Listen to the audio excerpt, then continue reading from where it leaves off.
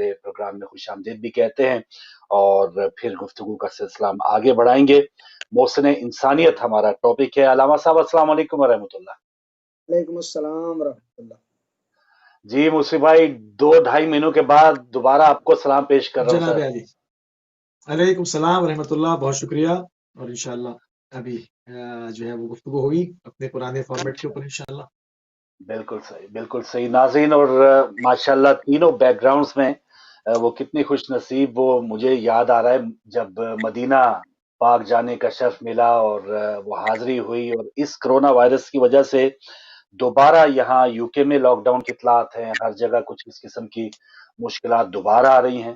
तो दुआ यही है कि सब को अल्लाह ताला अपने हिफ्ज़ व अमान में रखे।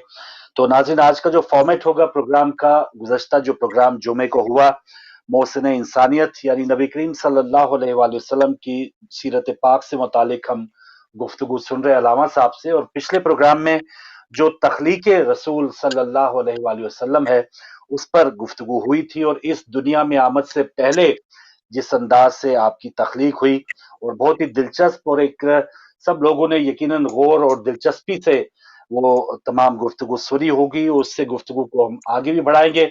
और मुसी भाई साथ साथ इंशाल्लाह हम अलामा साहब से जो आज की सूरत हाल है बहसियत मुसलमान उम्मती होने के नाते से हमें क्या चैलेंजेस दरपेश हैं, और जो हयात तैयबा हमारे लिए नमूना करार दी गई है, उस जिंदगी से हम कैसे आज के अपने चैलेंजेस से हम निपट सकते हैं, तो उस एंगल से भी हम इस प्रोग्राम में शामिल होंगे। तो कुछ देर में नाज़रीन आपकी भी कॉल्स खुलेंगी, आप भी आइएगा। तो अब मैं गुजारिश करूंगा जनाब अलामा मोहम्मद असगर यज़दानी साहब से कि अपनी गुफ्तगू का आगाज फरमाएं। बिस्मिल्लाह। औज़ुबिल्लाहि मिनश्शैतानिर्रजीम, बिस्मिल्लाहिर्रहमानिर्रहीम, अल्हम्दुलिल्लाहि अहलिही वस्सलातु अला अहलिहा, अम्मा बाद, फ़क़द क़ालल्लाहु तबारक व तआला फ़ी किताबिहिल हकीम, बिस्मिल्लाहिर्रहमानिर्रहीम, वमा अर्सलनाका इल्ला रहमतल लिल आलमीन। बड़ी नवाजिश फारूक भाई, आपकी खिदमत में भी सलाम। मूसवी भाई भी तशरीफ फरमा है, उनको भी सलाम। और आपके तवस्सुत से आपके टीवी यानी अहले बैत टीवी के तमाम मुअज़्ज़ज़ नाज़रीन व सामीन की खिदमत में सबसे पहले सलाम अर्ज़ है। गुजारिश ये है कि गुज़श्ता प्रोग्राम में हमने एक हद तक कोशिश की कि चूँकि पैगम्बर गिरामी सल्लल्लाहु अलैहि वसल्लम की मिलाद के ये प्रोग्राम है, आपकी सीरत के ये प्रोग्राम है, तो 12 से 17 तक वैसे भी हफ्ता वहदत मनाने का हमारे बुजुर्ग उलमा ने हुक्म दिया है। मुसलसल हम हर साल जो है वो पैगम्बर गिरामी के नाम ही करते हैं, पूरा महीना पैगम्बर गिरामी, बल्कि पूरा साल ही पैगम्बर गिरामी के नाम है, लेकिन ख़ास तौर पे ये अय्याम जो हैं वो पैगम्बर गिरामी के हवाले से बयान किए जाते हैं। तो गुफ्तगू को हमने ज़रा पीछे से शुरू किया, इसलिए कि पैगम्बर गिरामी वजह तख्लीक़ कायनात भी हैं और अव्वल मखलूक भी हैं। अव्वल मा खलक़ल्लाहु नूरी के एतबार से गुज़श्ता प्रोग्राम हमारा ज़्यादा उसी हवाले से रहा कि पैगम्बर गिरामी की वो तख्लीक़ अव्वल जो हुई है यानी पैगम्बर गिरामी की, उसके हवाले से गुफ्तगू करते रहे। आज मैं समझता हूँ जल्दी में चूँकि आगे बढ़ने की कोशिश करते हैं कि पैगम्बर गिरामी सल्लल्लाहु अलैहि वसल्लम की जब ज़ाहिरी इब्तिदा तख्लीक जो है वो सबसे पहले हुई अम्बिया में, और फिर अहद भी लिया गया अम्बिया से, लेकिन अम्बिया के आखिर पे ख़ातमुन नबिय्यीन अलैहिस्सलातु वस्सलाम का गोया टाइटल हासिल करके पैगम्बर गिरामी जो हैं वो आखिर ज़माना में सबसे आखिर पे तशरीफ लाए। अच्छा, पैगम्बर गिरामी सल्लल्लाहु अलैहि वसल्लम के आखिर पे तशरीफ लाए, लेकिन जिस माहौल में पैगम्बर गिरामी जो है वो तशरीफ लाए, मैं समझता हूँ कि थोड़ा सा टच जो है वो हम उस हवाले से भी यहाँ ज़रूर देंगे। कुरान हकीम ने ही फरमाया, इन कानू मिन कब्लो लफी ज़लालिम मुबीन, ए रसूल जब आप तशरीफ लाए तो आपके आने से पहले जिन लोगों में आप आए थे वो खुले गुमराह थे। लफी ज़लालिम मुबीन कुरान हकीम के ही अल्फाज हैं। लफी ज़लालिम मुबीन का एक लफ्ज़ है, लेकिन अगर इसको ज़रा वुसअत दें तो कई एतबारात से इस पे गुफ्तगू जो है वो की जा सकती है। उलमा करते हैं, लिखते हैं, बयान होती रहती है। मैं जो عرض کرنا چاہ رہا ہوں وہ یہ ہے کہ یہ جزیرہ نمائے عرب جو علاقہ تھا جس میں پیغمبر گرامی صلی اللہ علیہ وآلہ وسلم تشریف لائے، صحرا تھا، اور اس وقت جو دو حکومتیں بڑی حکومتیں یا یوں سمجھیے کہ تہذیب و تمدن کے اعتبار سے بہتر تھیں، وہ ایک جو ہے وہ ایران کی تھی یعنی فارس کی تھی، اور دوسری جو ہے وہ یورپ کی تھی، آپ اسے یونان کہہ سکتے ہیں وغیرہ، مطلب جو گوروں کی حکومت ہے، دوسرے لفظوں میں یورپ کی حکومت تھی۔ وہ دونوں حکومتیں بھی اس صحرا میں کوئی زیادہ دلچسپی نہیں رکھتی تھی کیونکہ تھا ہی صحرا، لہٰذا ان کی نظر جو ہے وہ اس طرف نہیں تھی۔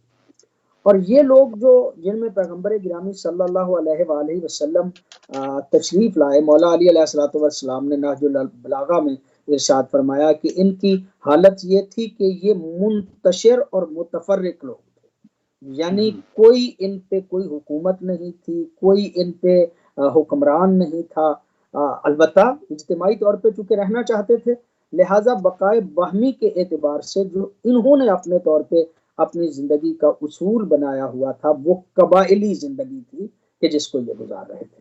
اور پھر قبیلہ جو بنتا تھا اس کا بھی طریقے کار یہ ہوتا تھا کہ نسبی اعتبار سے جو رشتہ دار ہوں، حسبی اعتبار سے جو مطلب نسل اور خون کے اعتبار سے جو رشتہ دار ہوں، یا سسرالی، یہ سارے رشتہ دار مل کے اپنے آپ کو ایک قبیلہ قرار دے لیتے تھے، اور اس قبیلے کے ساتھ پھر جو بڑا ہو جاتا تھا اس کے ساتھ پھر جو کمزور لوگ تھے وہ ان کے ساتھ الحاق کر لیتے تھے، یعنی اپنے دفاع اور اپنی حفاظت کا جو طریقہ تھا وہ قبیلہ تھا، ایک قبیلہ بن جاتا تھا، کچھ لوگ اس کے ساتھ مل جاتے تھے، پھر اسی طرح کچھ اور قبیلے جو ہیں وہ بن جاتے تھے، وہ قبیلے جو ہیں ان کے ساتھ بھی الحاق ہو جاتا تھا، اور جب یہ اکٹھے ہوتے تھے تو پھر اپنے قبیلے کے افراد گن گن کے یہ آپس میں فخر کیا کرتے تھے کہ ہمارا بڑا قبیلہ ہے، ہم بڑے ہیں۔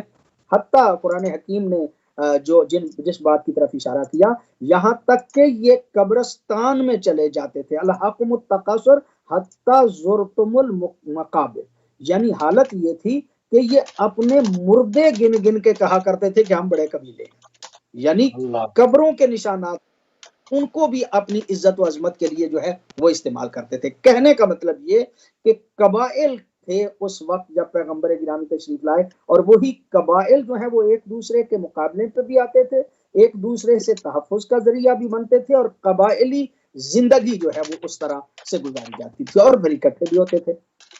ایک بات اور عرض کروں کہ مطلب مرکزیت اس وقت بھی کعبہ کو حاصل تھی۔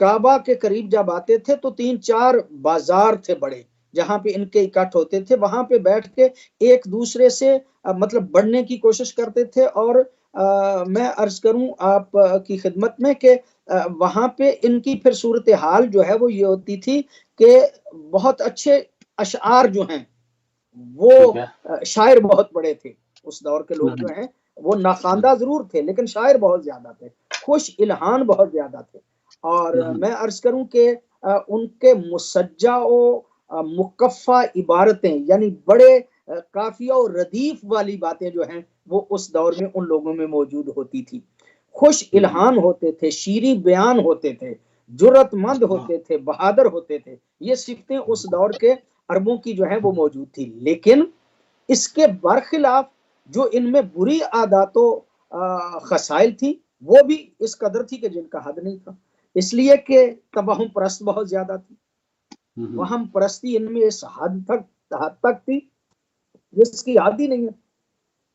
اور خاص طور پہ ایک جو بری عادت وہاں پائی جاتی تھی وہ یہ تھی کہ عورت کی کوئی عزت و مقام نہیں تھا، بلکہ بچیاں پیدا ہوتی تھی تو قرآن حکیم کہتا ہے جس کو یہ پتا چلتا تھا کہ میرے ہاں بچی پیدا ہوئی ہے اس کا چہرہ جو ہے وہ سیاہ ہو جاتا تھا، وہ شرم کے مارے لوگوں کو ملا نہیں کرتا تھا، اور مطلب چھپے پھرتا تھا، کیا کروں میں اب اس بچی کا۔ اب دیکھیے وہ پھر تاریخ کو اگر ہم تفصیل سے پڑھیں اور دیکھیں تو یہ حالت ہوتی تھی کہ اپنی بچیوں کو قرآن نے بھی اس کی جو ہے وہ تصویر کشی کی ہے، وَإِذَا الْمَوْءُودَةُ سُئِلَتْ بے ای ذنب قتلت، جب پوچھا جائے گا ان زندہ درگور بچیوں سے کہ تمہیں کس جرم میں جو ہے وہ قتل کر دیا گیا، یعنی یہ قتل کر دیتے تھے۔ اب آپ اندازہ فرمائیں کہ پیغمبر گرامی صلی اللہ علیہ وآلہ وسلم کے ذمے کتنا مشکل کام تھا کہ وہ انسان جو اپنی بچی کو زندہ درگور کر رہا ہے، پیغمبر گرامی کے ذمے یہ تھا کہ اس کو ہدایت کرنا ہے، اور ہدایت بھی اس طرح سے کرنا ہے کہ وہ اپنی بچی تو اپنی بچی، غیر کی بچی بھی نظر آئے تو اس کا احترام کرے۔ یعنی پیغمبر گرامی کے ذمے یہ تھا کہ پیغمبر گرامی نے اس وحشی انسان کو، اس بگڑے ہوئے انسان کو، اس درندہ صفت انسان کو انسان بنانا تھا، اور بقول کسی دوست کے انسان کو پھر مسلمان بنانا تھا، اور مسلمانوں کو پھر فخر مسلمان جو ہے فخر سلمان بنا کے اس معاشرے کے کارآمد افراد جو ہے وہ بنانا پیغمبر گرامی صلی اللہ علیہ وآلہ وسلم کے ذمہ تھا۔ فاروق بھائی، موسی صاحب بھی تشریف فرمائے، گزارش میں کروں آپ کی خدمت میں کہ وہاں پہ وہ دور ایسا تھا کہ ان کے ہاں دین بھی موجود تھا، یہ نہیں تھا کہ وہ دین موجود نہیں تھا، دین بھی موجود تھا، البتہ ان کا دین بت پرستی تھا۔ وہ بت پرستی جو ہے اس میں وہ اس حد تک تھے کہ اکثر جب پیغمبر گرامی صلی اللہ علیہ وآلہ وسلم نے دین کی تبلیغ کا آغاز کیا تو وفدوں کی صورت میں وہ معاشرے کے بڑے بڑے لوگ جو ہیں وہ حضرت ابو طالب کے پاس آیا کرتے تھے اور شکایت کیا کرتے تھے کہ محمد کو تمہارا بھتیجا ہے، اسے روکو تاکہ ہمارے خداؤں کو جو ہے یہ برا بلا نہ کہے۔ بڑی بڑی مزیدار بات ہے۔ ایک تو یہ کہ یہ آتے حضرت ابو طالب کے پاس تھے اور کہتے تھے کہ ہمارے خداؤں کو یہ برا نہ کہے۔ تو یہاں پہ ایک بات بڑی واضح سمجھ میں آتی ہے کہ اگر حضرت ابو طالب بھی انہی کے ساتھ ہوتے تو پھر ابو طالب کے پاس تو نہ آتے۔ حضرت ابو طالب کو درمیان میں واسطہ ان کا بنانا ہی اس بات کی دلیل ہے کہ حضرت ابو طالب جو ہے وہ ان بت پرستوں کے ساتھ نہیں تھے۔ بت پرستی وہاں کا عقیدہ تھا، وہاں کا مذہب تھا۔ پھر میں عرض کروں 360 قبیلے تھے فاروق بھائی، 360، اور ہر قبیلے نے اپنا خدا ایک علیحدہ سے بت بنایا تھا۔ وہ جو کعبے میں کہا جاتا ہے نا 360 بت تھے، وہ 360 بت نہیں تھے بلکہ وہ 360 ان کے خدا تھے۔ ہر قبیلے کا مزاج یہ تھا کہ وہ کسی دوسرے کے قبیلے کے خدا کی پرستش بھی نہیں کرنا چاہتے تھے، ایک دوسرے کو مان لیتے تھے کہ ٹھیک ہے یہ تمہارا خدا، یہ تمہارا خدا، یہ تمہارا خدا، لیکن عبادت صرف اور صرف اپنے ہی خدا کی کرتے تھے۔ علیحدہ سے خدا جو ہے وہ بنا کے کعبے میں رکھا ہوا تھا 360، اور 360 کے قریب چھوٹے بڑے جو ہیں وہ قبیلے اس وقت جو ہیں وہ موجود تھے پیغمبر گرامی صلی اللہ علیہ وآلہ وسلم کے تشریف لانے سے پہلے۔ پھر ایک بات اور عرض کروں میں، اور بہت میں سمجھتا ہوں کہ بہت باریک بات ہے، اور آج کے دور میں بھی، آج کے اس معاشرے میں بھی یہ بات انتہائی اہمیت کی حامل ہے۔ وَلَا إِن سَأَلْتَهُمْ، اگر تو ان سے سوال کرے کہ تم نے، قرآن حکیم کہتا ہے کہ اگر تو ان سے سوال کرے کہ تمہیں کس نے خلق کیا ہے، یہ تمہارے خالق ہیں، تو وہ کہتے ہیں کہ نہیں، یہ بت ہمارے خالق نہیں ہے، ہم تو یہ سمجھتے ہیں کہ یہ جو ہے ہمیں اللہ تک پہنچاتے ہیں، یعنی اصلی خدا تک پہنچاتے ہیں۔ اِلَّا لِيُقَرِّبُونَ إِلَى اللَّهِ زُلْفَىٰ، قرآن حکیم کے الفاظ ہیں، اِلَّا لِيُقَرِّبُونَ، یہ تقرب الہی کا ذریعہ، یعنی یہ وسیلہ ہے، یہ واسطہ ہے۔ ایک بات میں عرض کروں کہ اس دور کا بدبخت انسان جو بت پرست تھا وہ بھی بت کو خالق نہیں سمجھتا تھا، خالق ہی کو سمجھتے تھے، البتہ ان کے بارے میں ان کا خیال یہ تھا کہ یہ خالق تک لے جاتے ہیں۔ آج بدبختی اس حد تک ہے کہ لوگ جو ہیں وہ اللہ کے علاوہ اور کچھ لوگوں کو اپنا خالق اور اپنا مالک اور اپنا رازق جو ہے وہ کہنا شروع ہو گئے ہیں، کہ جو ایک غلط نظریہ ہے، صحیح نظریہ نہیں ہے۔ میں جو عرض کرنا چاہ رہا تھا، پیغمبر گرامی صلی اللہ علیہ وآلہ وسلم کے آنے سے پہلے عربوں کی حالت جو ہے وہ انتہائی ناگفتہ بے تھی۔ وہ حالی کے اشعار ہزاروں مرتبہ بیان کیے گئے، آپ نے بھی سنا ہوگا، پڑھا بھی یقیناً ہوگا، کبھی پانی پینے پلانے پہ جھگڑا، اور کبھی گھوڑا آگے لگانے پہ جھگڑا، معمولی معمولی باتوں پہ وہ آپس میں لڑ پڑتے تھے کہ میرا گھوڑا آگے لگے گا، وہ کہتا تھا میرا گھوڑا آگے لگے گا، گھاٹ پہ پانی پلانا ہوتا تھا، وہ کہتا تھا میں اپنے جانوروں کو پہلے پانی پلاؤں گا، وہ کہتا تھا میں اپنے جانوروں کو پہلے پانی پلاؤں گا، اور اسی بات پہ اگر جنگ شروع ہو جاتی تھی تو نسل در نسل وہ جنگ آگے چلتی رہتی تھی، وہ جنگ ختم ہونے پہ آتی ہی نہیں تھی۔ پیغمبر گرامی صلی اللہ علیہ وآلہ وسلم کے ذمے کتنا مشکل کام تھا، میرے نبی کے ذمے رحمت للعالمین کے ذمے کتنا مشکل کام تھا کہ ان لوگوں میں اخوت پیدا کی، برادری پیدا کی، مسلمان بنایا، اور ان کو حقیقی معنوں میں انسانیت کی طرف لے کے آئے ہیں پیغمبر گرامی صلی اللہ علیہ وآلہ وسلم۔ میں جس بات کی طرف آپ کی توجہ مبذول کرانا چاہ رہا ہوں اور آپ کے توسط سے تمام معزز ناظرین و سامعین کی، کہ معاشرہ یہ حالت تھی، دین ان میں تھا، البتہ بت پرستی تھی۔ اس عالم میں بھی ایک طبقہ ایسا موجود تھا کہ جو ان کے مذہب پہ موجود نہیں تھا، ان والا دین وہ نہیں رکھتا تھا، بلکہ وہ ملت ابراہیم پہ جو ہے وہ قائم تھے۔ اس میں کوئی شک نہیں کہ اس سے پہلے یہود بھی موجود تھے، اس میں کوئی شک نہیں کہ پیغمبر گرامی سے پہلے عیسائی مذہب بھی موجود تھا۔ اب عیسائی مذہب اپنے طور پہ موجود تھا یعنی نصارہ کا، اور یہودی مذہب جو ہے وہ اپنے طور پہ موجود تھا، اور جب پیغمبر گرامی تشریف لائے ہیں تو یہودیوں کی تعداد جو ہے وہ مدینے میں موجود تھی۔ یہودیوں خود مدینے میں 3 قبیلے جو ہیں وہ یہودیوں کے بڑے اہم رہتے تھے، جن کی ایک لمبی تاریخ ہے کہ پتہ نہیں ہم اس طرف جا سکتے ہیں یا نہیں، وہاں پہ جو ہے وہ مدینے میں رہتے تھے، کچھ خیبر میں رہتے تھے، اور نجران اور حبشہ کا علاقہ جو ہے یہاں پہ عیسائیوں کا بہت زیادہ جو ہے وہ آبادی جو ہے وہ موجود تھی۔ لیکن یہ جو صحرا تھا، یہ جو عرب تھا، اس میں یا بت پرست تھے یا ملت ابراہیمی پہ قائم لوگ جو ہیں وہ موجود تھے، کہ جن کا مذہب اور دین جو ہے وہ حنیفہ مسلمہ یعنی حضرت ابراہیم والا دین تھا، کہ جو حضرت ابراہیم کی نسل میں سے، حضرت اسماعیل کی نسل میں سے مسلسل چلتے آ رہے تھے، کہ جو حضرت ابراہیم و اسماعیل کے اوصیاء تھے، وصی تھے۔ اور یہ بات میں مطلب یہاں پہ لے کے عرض کرنا چاہ رہا ہوں کہ وہ ایک طبقہ مسلسل ایسا موجود تھا کہ جو مومن بھی تھا، جو مسلمان بھی تھا، اور جو دین ابراہیمی پہ قائم تھا اور بت پرست نہیں تھا۔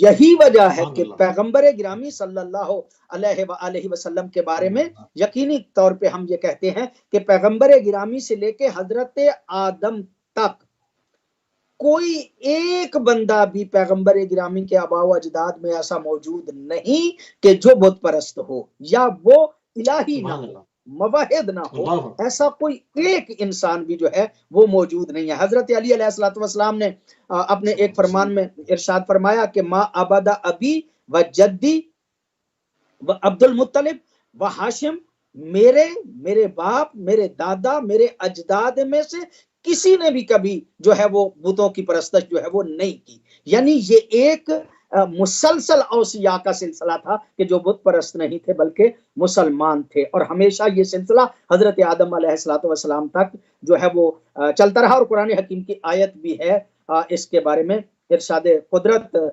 جو ہے وہ ہوتا ہے وَتَقَلُّبَكَ فِي السَّاجِدِينَ، اے مصطفیٰ ہم نے تمہیں مسلسل سجدہ کرنے والوں میں منتقل کیا ہے۔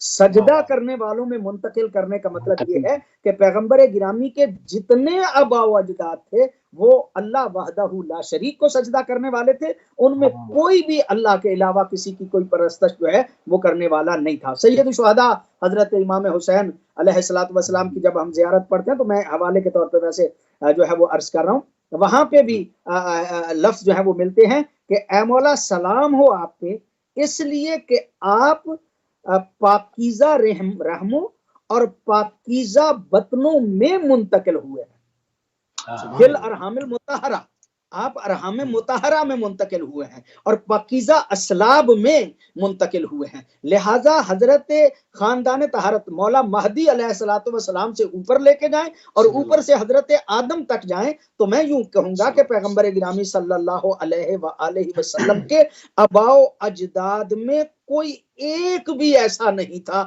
کہ جو ہے وہ بت پرست ہو یا اللہ کے علاوہ کسی کی عبادت جو ہے وہ کرتا ہو۔ حضرت ابراہیم کے بارے میں جب جاتے ہیں اوپر تو وہاں پہ جو ہے وہ شک ڈالنے کی کوشش جو ہے وہ کی جاتی ہے کہ ان کے باپ جو ہیں وہ بت پرست تھے اور بت بنایا کرتے تھے، حالانکہ وہ باپ نہیں چچا تھے۔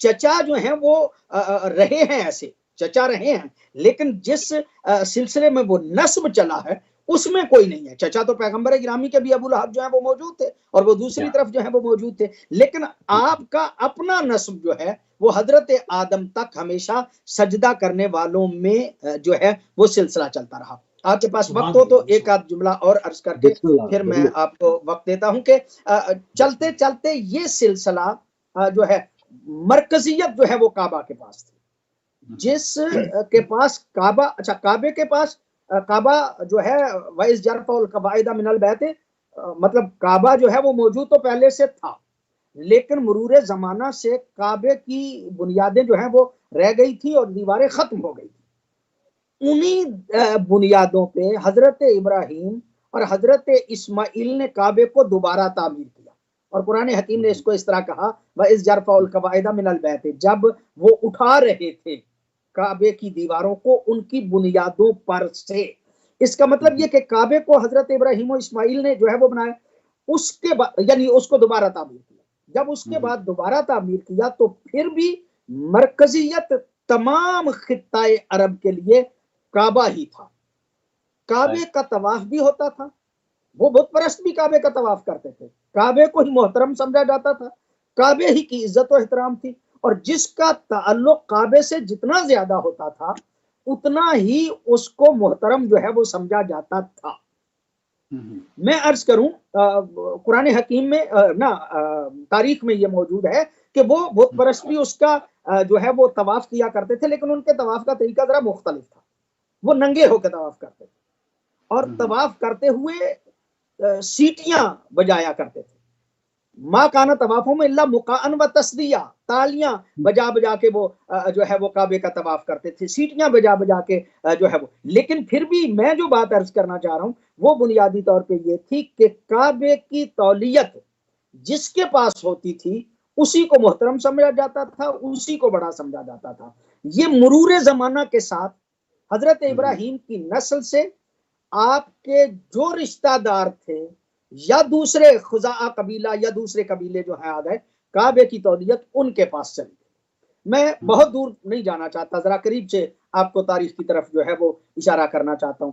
پیغمبر گرامی صلی اللہ علیہ وآلہ وسلم کے اجداد میں سے حضرت عبد مناف اور حضرت عبد مناف کے والد گرامی حضرت قصی، حضرت قصی واحد وہ شخصیت تھے کہ جنہوں نے قریش کو اکٹھا کیا، اور ان کو اکٹھا کر کے وہ قبیلہ کے جو اس وقت قریشی نہیں تھا ان کے پاس تولیت کعبہ چلی گئی تو ان سے واپس لی حضرت قصی نے، اور جناب قصی نے پھر یہ کیا، ظاہر ہے کہ وہ اوصیاء انبیاء میں سے تھے، انہوں نے ان کو اکٹھا کیا، اکٹھا کر کے کعبے کی تولیت لی، اور کعبے کی تولیت لے کر اپنے دو بیٹے، ایک عبدالدار جو ہے اس کو چابیاں دے دی، اور دوسرے جو ہیں عبد مناف جو ہیں ان کے پاس کعبے کی مہمان نوازی جو ہے وہ آئی۔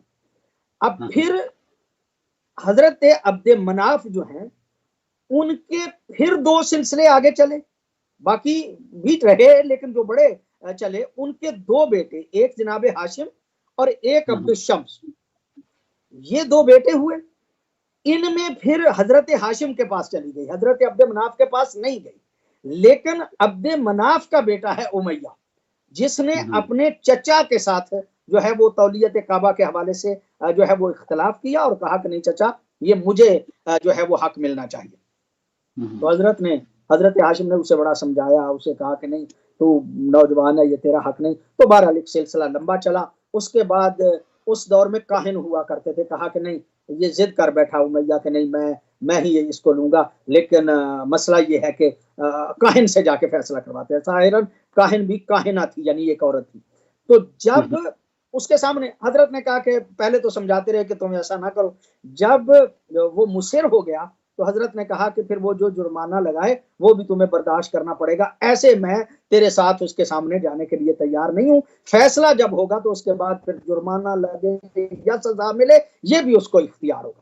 اس نے پھر جناب حضرت ہاشم کو دیکھا تو ظاہر ہے آپ کے تقدس اور آپ کے چہرے کا جلال اور وہ ساری چیزیں جو ہے دیکھ کے اس نے کہا کہ کعبے کی تولیت کا حق تو ہاشم ہی کو ہے، لہذا چونکہ وہ اپنی اس شرط سے ہار گئے لہذا امیہ کو 10 سال کے لیے مکہ بدر کر دیا گیا، اور یہ 10 سال تک شام میں جا کے زندگی گزارتا رہا۔ 10 سال تک امیہ مطلب مکہ بدر ہو کے شام کو جو ہے وہ اسے دیس نکالا جسے کہتے ہیں نا وہ دے دیا گیا، اور یہ وہاں پہ چلا گیا۔ 100 اونٹ جرمانے پہ اس کو دینا پڑا، اور وہ بھی اس نے دیا، اور 10 سال تک پہلی جنگ بنی ہاشم اور بنی امیہ کی، پھر 10 سال کے بعد یہ واپس آ گیا۔ اب چونکہ 10 سال یہ دمشق میں رہ کے آیا تھا، شام میں رہ کے آیا تھا، لہٰذا اس کے اندر سے پھر دشمنی گئی ہی نہیں، وہی بنیاد بنی اس کے اندر دشمنی کی کہ جو بنی ہاشم سے پھر دشمنی جو ہے وہ آگے چلتی رہی۔ بنی ہاشم اور امیہ کی اولاد کا بنیادی فرق جو ہے وہ میں عرض کر کے آپ کو دیتا ہوں مطلب وقت، میں عرض کروں کہ امیہ کی اولاد میں اکثر و بیشتر لوگ بدماش تھے، بد کردار تھے، اور ہاشم کی اولاد کے لوگ جو ہیں وہ شریف النفس، پاکیزہ اور اچھے انسان تھے۔ بدماشی اس طرف چلی گئی اور شرافت جو ہے وہ اس طرف چلی آئی، لہٰذا پھر یہ شرافت اور بدماشی جو ہے وہ ہمیشہ سے ٹکراتے ٹکراتے کربلا تک پہنچ گئی۔ آگے پھر انشاءاللہ آپ کے ساتھ۔ بالکل صحیح، جزاک اللہ۔ جی موسی بھائی۔ جناب علی بہت اچھی جو ہے وہ انہوں نے پورا ایک تاریخی جو پس منظر تھا وہ بیان کیا، اور میں نہیں سمجھتا کہ جو ابہامات اور جو لوگوں کے دل و دماغ کے اندر شکوک و شبہات رہتے ہیں، مختلف مورخین نے جنہوں نے خیانت کی ہے ان خیانت کاروں کی تحریروں کو پڑھ کے اس کو چاک کرنے میں قبلہ نے جو ہے وہ ایک اہم اس وقت جو ہے وہ کاوش انجام دی ہے۔ تھوڑا سا جو اس پورے ویک کے اندر جو سیاسی ڈیولپمنٹس ہوئی ہیں تھوڑا سا اس سے بھی اپنے ناظرین کو آگاہ کر دیں۔ جو جس وقت پوری دنیا کی نگاہیں جو ہے وہ امریکہ کے الیکشن کے اوپر لگی ہوئی ہیں، اس کے اوپر تھوڑی سی بات کریں گے۔ شام کے شمالی صوبے حما میں جو ہے وہ اپنے سب سے بڑے فوجی اڈے سے ترکی جو ہے وہ دستبردار ہو گیا ہے۔ شامی عوام کے زبردست احتجاج کے بعد انہوں نے پے در پے جو ہے وہ اپنی پوری چوکیاں، چیک پوسٹز وغیرہ وہ سب کچھ جو ہے وہ خالی کر دیا ہے۔ 2 دن سے یہ سلسلہ جاری و ساری تھا، آئندہ آنے والے دنوں میں ان کی بنائی ہوئی جو مزید چیک پوسٹیں وغیرہ ہیں وہ مسمار کر دی جائیں گی۔ کابل یونیورسٹی پہ دہشت گردوں کے حملے کی خبر ہے، 19 افراد جو ہے وہ آخری اطلاعات تک شہید ہو چکے تھے۔ 3 دہشت گرد جو داخل ہوئے تھے، تینوں کو ہلاک کر دیا گیا۔ عراق کی رضاکار فورس الحشد الشعبی میں اسائب الحق نے جو ہے وہ خبردار کیا ہے حکومت عراق کو کہ جو جس وقت آپ کو معلوم ہے کہ سب سے زیادہ کٹھن اور مشکل دور صدام رحیم کے بعد نوری المالکی نے دیکھا، جو کہ وہ بہت ہی مدبر اور مجھے سیاستدان تھے، جس طرح سے وہ عراق کو جو ہے وہ ان تمام مسائل اور مشکلات سے امریکہ سے بگاڑی بھی نہیں اور عراق کے مفاد میں کام کرتے رہے، اور بہت ہی احسن طریقے سے عراق کو انہوں نے اپنے پیروں پہ کھڑا کرنے کی کاوش کی۔ اب اس وقت مصطفیٰ الکاظمی کی حکومت ہے اور ان کے اوپر الزام لگایا جا رہا ہے کہ یہ عراق کے 6 صوبوں کے اندر سعودی سرمایہ کاری کی طرف انہوں نے ہاتھ بڑھایا ہے، جس سے اسائب الحق کے شیخ خضر علی نے خبردار کیا ہے کہ سعودیہ اس کے اوپر تسلط قائم کرے گا اور عراق کے اندر دہشت گردی کی لہر سر اٹھا سکتی ہے۔ اس کے اوپر بہت سارے معاملات ہیں۔ فرانس میں خاکوں کو لے کر جو ہے وہ معاملہ پوری دنیا کے اندر شدید غم و غصہ پایا جاتا ہے۔ مسلمانوں کے اندر احتجاجات جو ہے وہ دنیا کے تمام ہی حصوں میں جو ہے وہ اپنے عروج کے اوپر ہیں۔ ایران سے جواد ظریف صاحب کا کہنا ہے کہ ایران قرہ باغ میں دہشت گردوں کو جو ہے وہ اپنی سرحد کے قریب بالکل بھی جو ہے وہاں پر سکونت اختیار کرنے کی اجازت نہیں دے گا، اور اس کے اوپر بڑی تشویش ہے ان کو، اور انہوں نے تبریز کی طرف سے اپنی فوجوں کو جو ہے وہ آگے بڑھانا شروع کر دیا، اور انہوں نے کہا ہے کہ وہ بہت ہی قریبی نگاہ دہشت گردوں پر رکھے ہوئے ہیں۔ ذرا سی بھی اگر انہوں نے کوئی حرکت کی تو ان کو سنگین جواب کی جو ہے وہ امید رکھنی چاہیے۔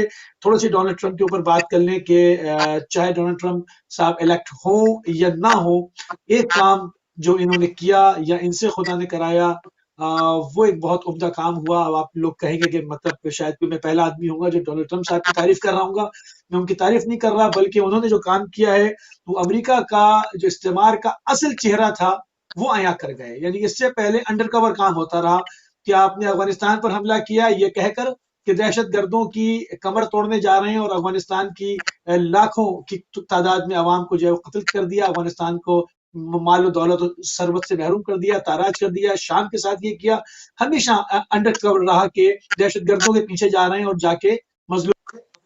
پہلی بار ہے کہ ڈونلڈ ٹرمپ صاحب نے جو ہے وہ کسی بھی کا جو ہے وہ سہارا نہیں لیا اور جو امریکہ کا اصل چہرہ تھا وہ دنیا کے سامنے عیاں کیا. جو ان کی باڈی لینگویج تھی وہ عیاں کی، جو غرور و تکبر جس طرح کا بھی ایک بدترین چہرہ ہو سکتا تھا وہ دنیا کے سامنے پیش کیا. اب کوئی فرق نہیں پڑتا کہ وہ رہیں یا جائیں، پوری اقوام عالم اس وقت امریکہ کے ساتھ مطمئن ہوں گی، مسلمان پوری دنیا میں اس وقت امریکہ سے مطمئن ہوں گے جب امریکہ کے نئے آنے والے حکمران اپنی پالیسی چینج کریں گے. ہمیں صورت چینج ہونے سے جو ہے وہ اس وقت افاقہ کسی کو نہیں ہوگا، کسی کو تسلی نہیں ہوگی. جب تک پالیسی چینج نہیں ہوگی، وہ بتائیں کہ انہوں نے جہاں جہاں پر اڈے رکھے ہوئے ہیں، فوجیں چڑھائی ہوئی ہیں، جہاں دہشت گردوں کی کاروائیاں ہو رہی ہیں، جہاں پر ان کا نام آ رہا ہے، جہاں پر وہ کنفیس کرتے ہیں، جہاں پر وہ اقرار کرتے ہیں، ان تمام چیزوں سے اگر وہ دستبردار ہوتے ہیں تو ہم سمجھیں گے کہ واقعی میں ڈونلڈ ٹرمپ صاحب رخصت ہو گئے. ورنہ ہم پالیسی کے تواتر کا سلسلہ اس کو سمجھیں گے کہ چہرہ چینج ہوا ہے، پالیسی کنٹینیو ہے. اس وقت تک یقین نہیں کیا جائے گا جب تک اب جو ہے وہ پالیسی چینج نہیں ہوتی. تو ڈونلڈ ٹرمپ صاحب جو بھی کام کر کے گئے ہیں ان سے متفق ہوں یا ان سے ناراض ہوں، ایک کام انہوں نے، میں پھر کہوں گا، بہت خوب کیا کہ امریکہ کا جو انڈر کور چہرہ تھا اس کو وہ پوری طرح سے بے نقاب کر کے گئے. اور نہ صرف امریکہ کے چہرے کو بے نقاب کیا بلکہ وہ عرب خائن حکمران جو عرصے دراز سے اسرائیل کے ساتھ راز باز کر کے اور مسلمانوں کی پیٹھ میں خنجر گھوپ رہے تھے اور اس کو پال پوس رہے تھے اور اس کی بقا کی ضمانت دیے ہوئے تھے، مگر سامنے سے عرب لیگ بنا کے مسلمانوں کے جو ہے وہ حامی اور ہمدرد بھی بنے ہوئے تھے، ڈونلڈ ٹرمپ صاحب نے ان کا بھی چہرہ عیاں کر دیا اور اب ان کو باقاعدہ ایک اپنے سرکاری حکم نامے کے ذریعے جو اسرائیل کے سامنے سجدہ زیر ہونے کا حکم دے دیا. اور یہ بھی ایک بہت اچھی بات ہے کہ مسلمانوں کے اندر جو خائن حکمران تھے وہ آشکار ہو گئے اور جتنے مزید ہونے جا رہے ہیں وہ بھی آشکار ہو جائیں گے. تو یہ بھی ایک بہت اچھا کام ہوا ان کے حکومت کے اندر کہ بالکل جو ہے وہ دودھ کا دودھ اور پانی کا پانی الگ ہو گیا. تو انہیں چیزوں کو لے کر جو ہے وہ جس طرح سے بھی ہماری گفتگو آگے بڑھے گی تو اس کے اوپر جو ہے وہ تھوڑی سی بات ہوتی رہے گی. جیسے کابل یونیورسٹی کا معاملہ ہے، ترکی کے کردار کے اوپر ہے، کارا باغ کے اوپر ہے، جیسے جیسے بیچ میں ہمیں ٹائم ملتا رہے گا تو ان چیزوں سے بھی اپنے ناظرین کو جو ہے وہ اپڈیٹ کرتے رہیں گے. ماشاءاللہ، بہترین جی، بہت شکریہ موسی بھائی. اور لیجیے ناظرین، اب ٹیلی فون نمبرز آپ کی اسکرین پر آئیں تو آپ بھی ہمارے ساتھ شامل ہو سکتے ہیں. محسن انسانیت اور ایام میلاد النبی سے متعلق کوئی بھی سوال آپ کے ذہن میں تو ضرور آپ سوال پوچھے گا، اور کچھ جو بیک گراؤنڈ نبی کریم صلی اللہ علیہ وآلہ وسلم کی اس دنیا میں آمد سے پہلے جو حالات تھے وہاں سعودی عرب میں، بلکہ اس سے پہلے تو مکہ تھا، اور یہ سارا جو سلسلہ تھا قبیلوں کی آپس میں جو صورتحال تھی وہ آپ نے دیکھی.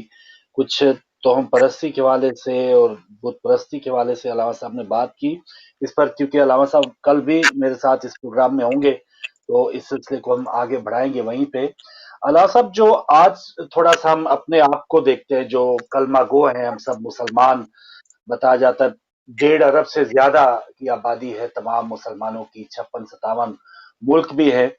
تو آپ کیا سمجھتے ہیں کہ نبی کریم صلی اللہ علیہ وآلہ وسلم کی جو تعلیمات ہیں، یا ایک حدیث پاک ہے کہ علم حاصل کرو چاہے چین جانا پڑے، تو چین اس وقت کے دور میں یقیناً وہاں پر کوئی دینی تعلیم تو نہیں تھی، یا ایک روشن خیالی جسے آج ہم سیاسی نعروں میں استعمال کرتے ہیں، روشن خیالی بھی تھی، دوسرے مذہب کا احترام بھی تھا، اپنے آپ کو اس زمانے اس اعتبار کے اوپر ڈیولپ کرنے کے لیے بھی تمام جو اس پر صرف کی جاتی تھی اپنی توانائی بھی.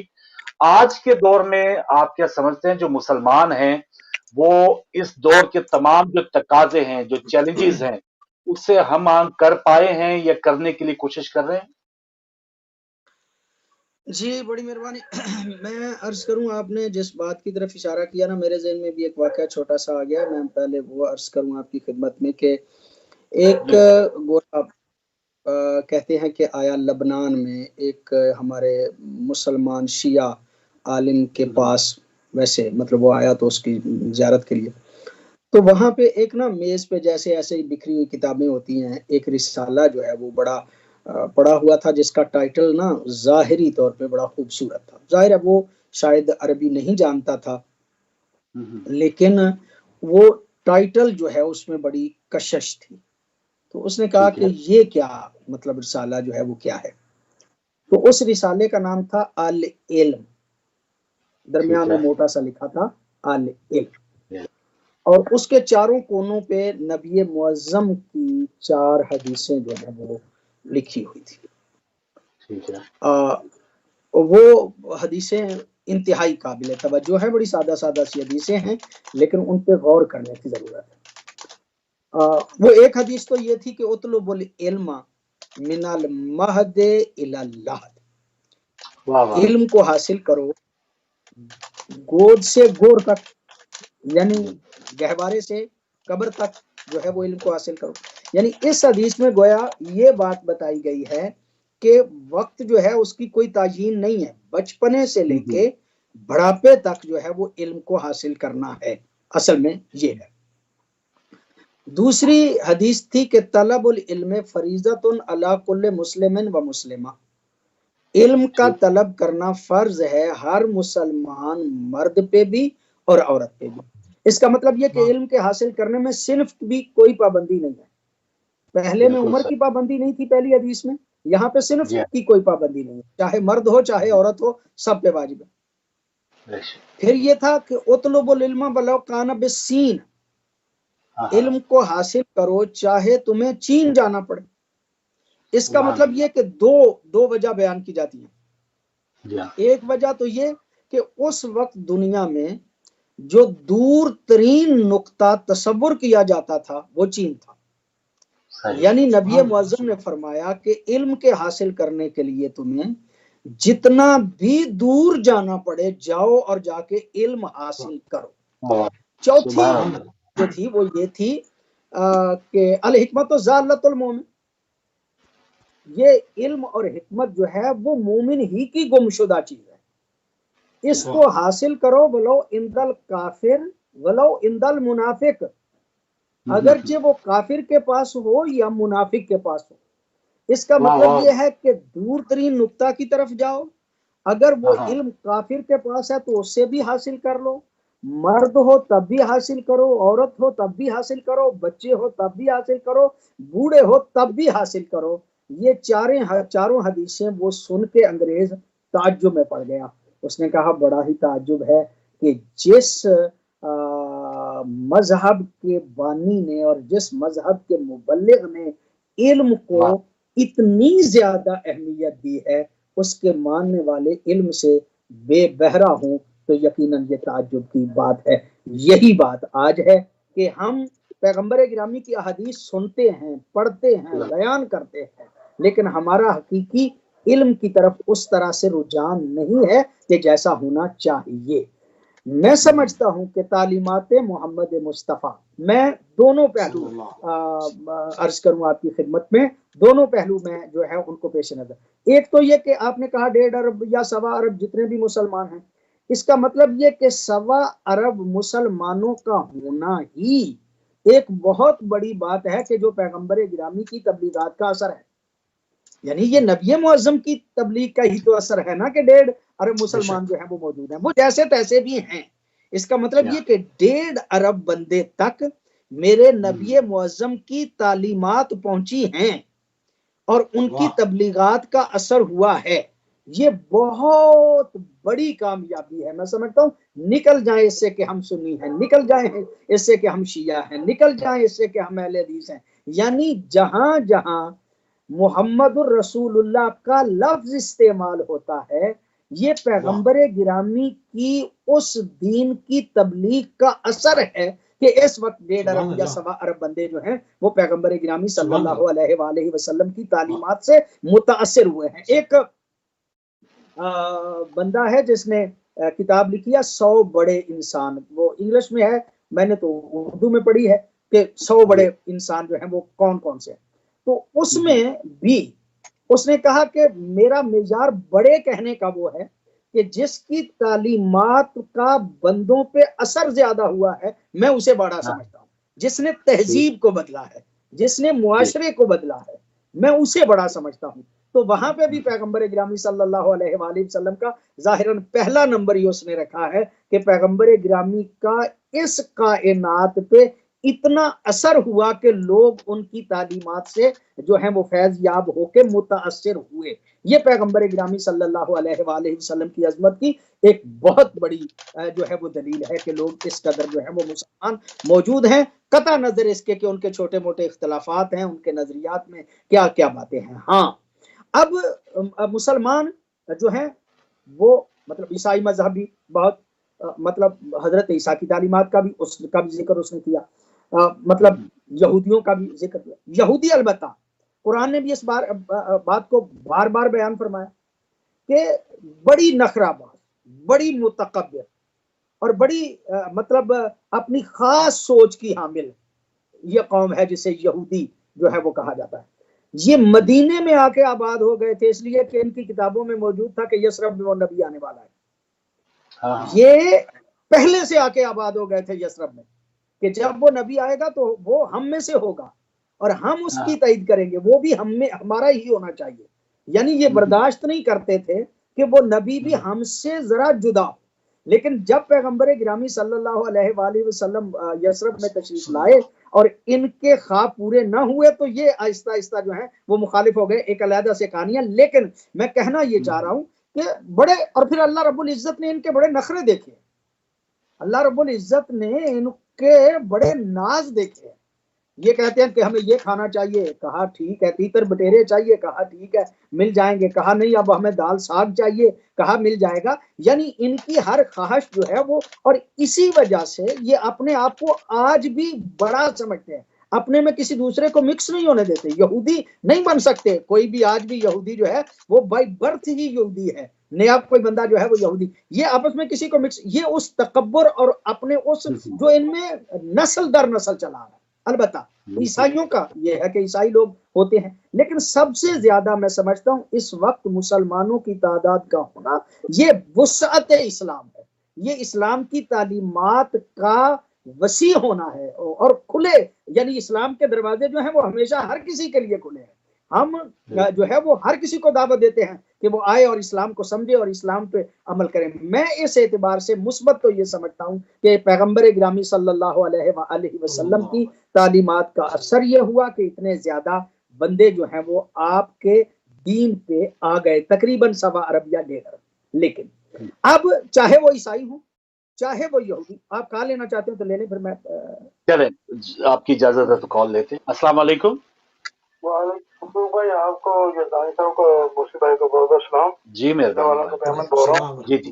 यज़दानी साहब ने बहुत शुरू से स्टार्ट, जब मदीना से जब इस्लाम की जो इब्तिदा हुई वहाँ के जो पूरा इन्होंने जो नक्शा बयान किया, यहूद नसारा ईसाई सब मौजूद थे, लेकिन मोहसिन इंसानियत जिनकी तालीम थी उन्होंने कितने प्यार से इस्लाम को फैलाया कि वो लोग भी जो चाहते थे हमारे फैसले इनके पास जाएं। अब तालीम के बारे में इन्होंने जो हदीस चारों बयान की हैं उसमें चीन का जिक्र है। तो हम जब 6ठी क्लास में जब गए तो ये स्कूल के हर जो हमारे क्लासरूम होते दरवाजों के ऊपर हदीसें लिखी होती थी। ये अयूब का जमाना था, तो चीन की ये जो है बिस्तीन अगर जाना पड़े तो वो अरबी में सीन लिखते हैं, तो चे नहीं आती। तो हम पढ़ते थे, छोटे थे, लेकिन उस वक्त इतनी समझ, लेकिन उर्दू नीचे लिखा होता था उसका मैंने हदीस के, तो ये चीजें थी। इसका मतलब है कि रसूल सल्लल्लाहु अलैहि वसल्लम ने भी अगर इल्म उस वक्त था तो दीन कुरान इल्म ये तो इस्लामी आया, लेकिन इसका मतलब चीन में वो इल्म था जो दुनिया को लेने के लिए कहा था कि अगर जाना पड़े वहां जाओ, वहां पे डॉक्टरी या मेडिकल या आज हर्बल इनकी जो चीजें हैं चाइना की वो देखी जाए। तो जनरल नूरी साहब ने बहुत रिसर्च की, वो उन्होंने पूरा दिखाया, वो गए वहां पे।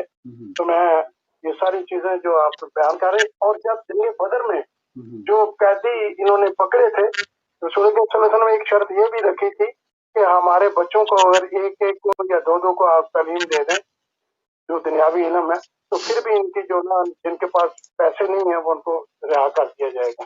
इसके मतलब इस्लाम के अलावा भी जो उस वक्त चल रहा था जो इल्म था वो लोगों के पास था, ताकि कुछ नॉलेज आए, लोगों को सूझ समझ आए, बात करने का तरीका, रहने का। सही। अब मूसी भाई की बातों की तरफ दूसरा सवाल मेरा इस तरफ है, ठीक है, कि मैं इन्होंने जो पूरी दुनिया का जो नक्शा बताया कि ट्रम्प अगर आए, कि जैसे हमारे मौजूदा जहाँ से हम बिलोंग कर रहे हैं, अगर मोदी आ गया तो कश्मीर आ गया, वो काम उल्टा हो गया। अब अगर ट्रम्प जाता है तो दूसरा आता है, इन लोगों की पॉलिसियां 10-10 साल पहले इन्होंने हमारे लिए बनाई होती हैं, मुसलमान ममालिक के लिए, लेकिन कम अकली हमारी है।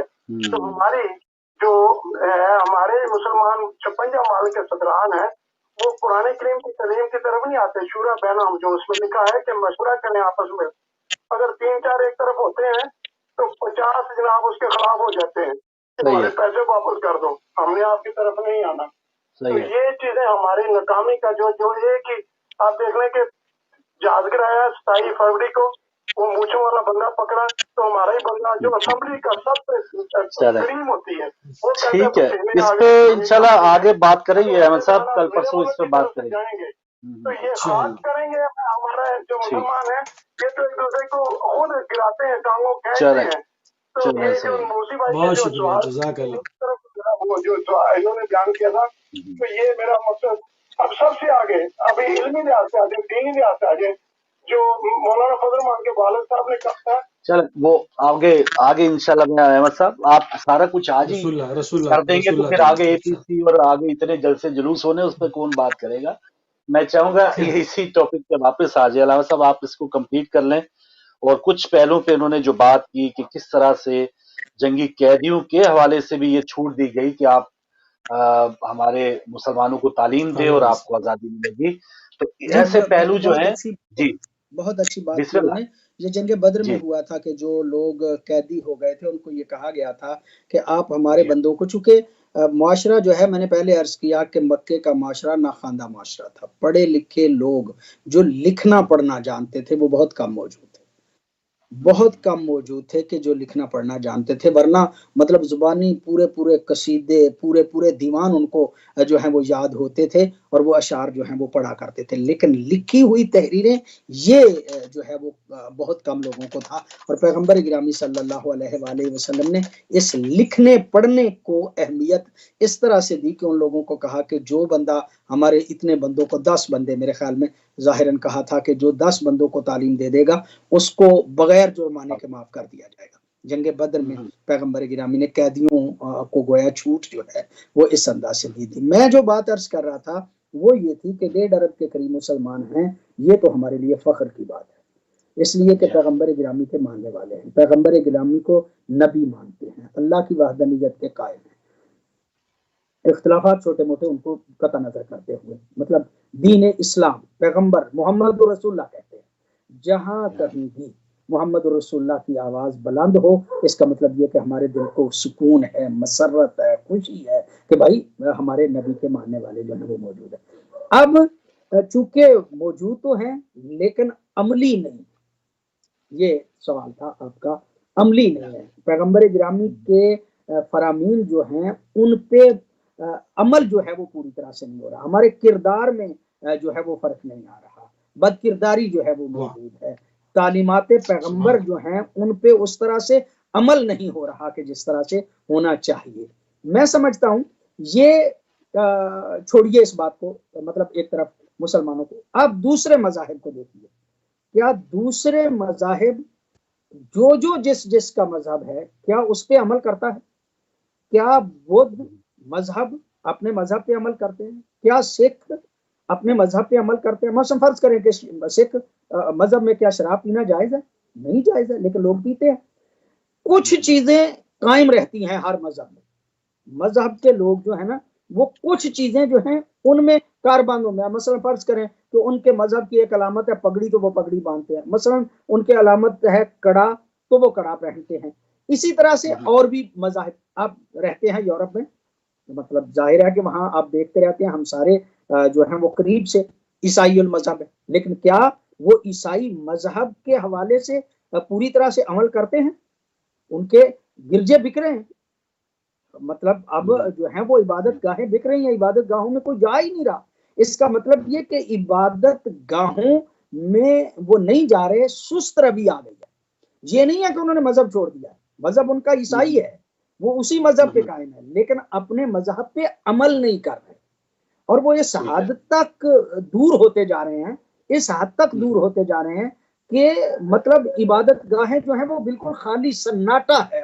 دیکھتے ہیں, میں نے بھی دیکھا, آپ نے بھی دیکھا, کوئی وہاں پہ یعنی ایک جاتا ہے نہیں, رجحان کوئی یہی بوڑھا ہے بندہ. آپ کے, یعنی کہنے کا مقصد یہ کہ پوری دنیا میں ایک ٹرینڈ یہی چل رہا ہے. لیکن میں سوال اس انداز سے تھوڑے ناظرین کیونکہ جشن کے ایام بھی ہیں, لڑکے کو کسی والد نے پوچھا نا کہ بیٹا فیل ہوا یا پاس ہوا ہے, تو وہ کہتا ہے کہ فلاں ڈاکٹر کا بیٹا بھی فیل ہو گیا, فلاں ترخان کا بیٹا بھی فیل ہو نہیں, گیا, میں آ رہا تھا اس فلاں نہیں, فلاں میں اس بات فلاں کی طرف پروفیسر کا بیٹا بھی فیل ہو گیا.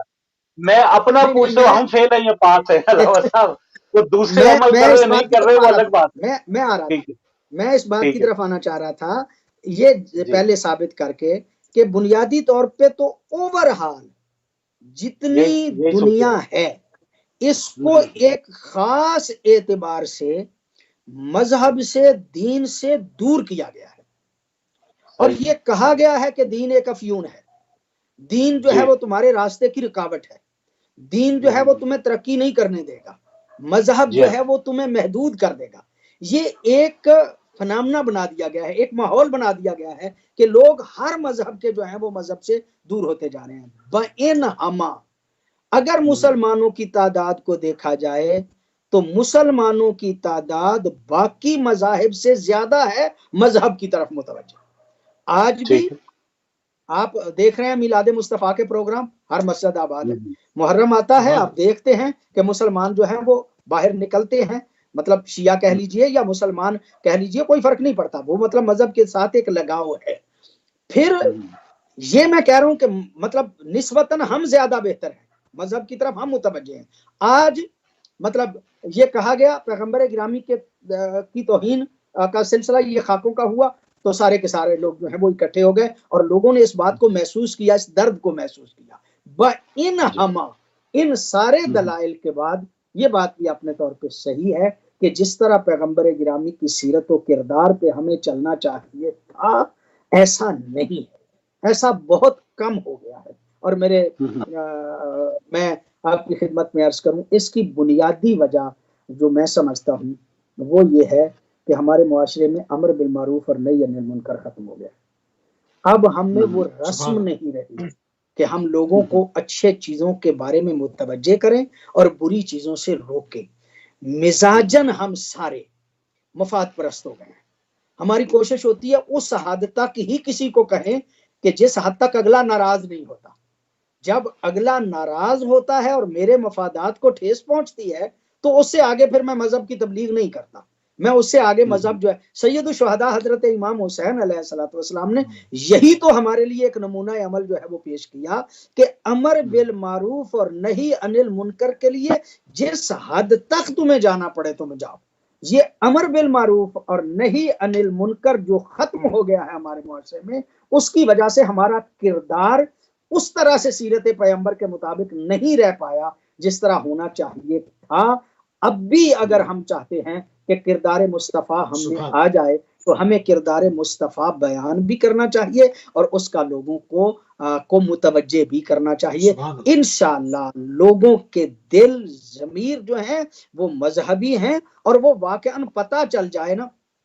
ایک دوست کا جملہ تھا بڑا پیارا, وہ مجھے یاد آیا, تنظیمی ایک دوست تھے ہمارے, انہوں نے کہا کہ اگر کسی کو یہ نہ پتا ہونا کہ مجھے کینسر نہیں ہے تو وہ بڑے آرام سے زندگی گزار رہا ہوتا ہے, اور یکدم اسے پتا چل جائے نا مجھے کینسر ہے تو اسی وقت پریشان ہو جاتا ہے. پھر اسے یہ کہنا کی ضرورت نہیں پڑتی کہ جاؤ جا کے علاج کرواؤ, پھر وہ خود سے ڈھونڈتا ہے ڈاکٹر کہاں سے ملے گا, اچھا ڈاکٹر کہاں سے ملے گا, دوائی اس کی کہاں سے مل جائے گی. اس کا مطلب یہ ہے کہ جب تک بیماری کا پتہ نہیں چلتا بندہ لاپرواہ رہتا ہے, جب بیماری کا پتہ چل جاتا ہے تو علاج کے لیے خود چلتا ہے. اصل میں ہم اپنی قوم کو ابھی تک بیماری بتا نہیں سکے. بالکل صحیح. علامہ صاحب ایک کال لے کے پھر مصطفیٰ بھائی آپ بھی اگر کچھ پوچھنا چاہیں یا جو خیالات کا اظہار کرنا چاہیں. السلام علیکم. فروخ بھائی جی مہربانی بٹ صاحب, شکریہ, خوش آمدید. آپ کی مہربانی اس کے ساتھ. تو محترم مکرم قبلہ ہمارے علامہ صاحب, علامہ اصغر جیلانی صاحب اور آغا صاحب ہمارے بھائی جی, اور ناظرین محترم کی سلامی عقیدت اور آداب. جزاک اللہ, جزاک اللہ. اپڈیٹ کر دوں میں, آپ ہمیشہ یہ کہتے ہیں نمائندے ہیں تو میں ہاں تھوڑا فرانس کا بتایا کرے جب تک آپ کا صدر ادھر ہی ہے. آج اللہ کا شکر ہے جی جی 100 افیشل طور پہ 120 ٹھیک ہے, کرونا کے شکر ہے کم آہستہ آہستہ کم ہو رہا ہے. شکر ہے, شکر ہے. اور مسلمانوں کی اوور آل کیا آپ کی وہاں پر مساجد کا آج کے ٹاپک जी जी حسن انسانیت जी जी سے ریلیٹڈ چند کلمات اور میرا ایک سوال ہوگا क्यों नहीं سلمان क्यों صاحب नहीं سے. क्यों नहीं وہ یہ ہے کہ جب حسن انسانیت کا ذکر آتا ہے یا روح آتے ہیں تو فوراً دنیا میں ایک ہی عظیم ہستی کا ہمارے ہم سب کے آقا صلی اللہ علیہ صلی وسلم اللہ اس اسنان کے نانا جان کا تصور ذہن میں آتا ہے کہ پیغمبر اسلام ہے. اور سوال اب یہ ہے کہ اللہ تعالیٰ کا دین یا مذہب دل و جان سے اللہ تعالیٰ کو پیارا ہے، جیسے قرآن پاک میں آیا ہے سبھی جانتے ہیں، وہ مذہب اسلام ہے. اور پھر اس کے سربراہ ہمارے پیغمبر اسلام صلی اللہ علیہ وآلہ وسلم تمام انبیاء کے جتنے بھی انبیاء رسول آئے ان کا درجہ ان کا بلند ہے، اس میں کوئی شک نہیں. جی آپ صرف ایک امت کے لیے نہیں آ پائے یا طبقے کے لیے نہیں آئے، تمام مخلوق کا جتنی بھی دنیا میں مخلوق ہیں اللہ کے جو حتیٰ کہ جو جن انصاف ہیں، جو بھی ہیں جانور ہیں، چاپائے ہیں، نباتات حیوانات، ہمارا یہ ایمان ہے. اور پھر یہ میں سوال میرا اب یہ آ رہا ہے کر رہا ہوں میں علامہ صاحب سے کہ اب یہ کفار جانتے ہیں، کفار ایسی نزیبہ حرکات کرتے ہیں، ان کو پتہ ہے کہ سب کا عیسیٰ علیہ السلام کا بھی جو آقا ہے وہ حضور پاک صلی اللہ علیہ وسلم ہے. تو پھر یہ کیوں گستاخی کرتے ہیں؟ ملت اسلامیہ کا دل دکھتا ہے. اللہ تعالیٰ ان کو ہدایت دے.